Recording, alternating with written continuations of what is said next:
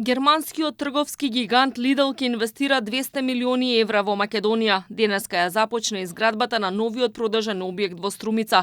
Ова инвестиција ќе значи нови вработувања, заживување на југоисточниот регион и забрзан економски раст на земјава. Освен тоа што Lidl ќе ја прошири понудата на трговски и производи за широка потрошувачка, ќе создаде и можност за соработка со локалните производители на овошје и зеленчук.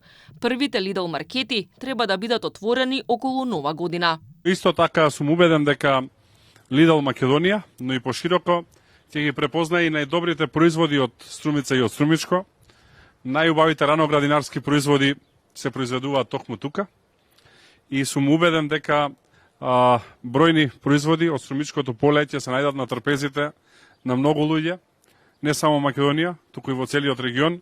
Овој проект не значи само нови работни места, значи подобра конкурентност и подобра понуда на пазарот. Соработката на локалната и централната власт заедно со бизнис секторот значи подобар економски развој за нашиот крај. Нашата цел е да создадеме вредност за потрошувачите, за економија и за заедница. Веруваме дека високото ниво на услуга, одговорно работене и грижата за животна средина можат и треба да одат заедно. Владата ги поддржува странските инвеститори, но и го подобрува инфраструктурното поврзување на југоисточниот регион.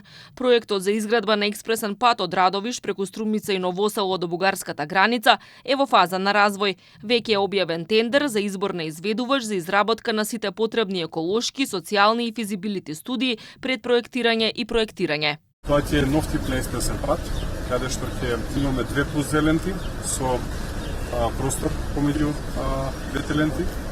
Значи, нешто слично на нас што сега го нарекуваме автопатско решение Тетово Костива или нешто слично на што го имаме сега кај Дреново Кариш.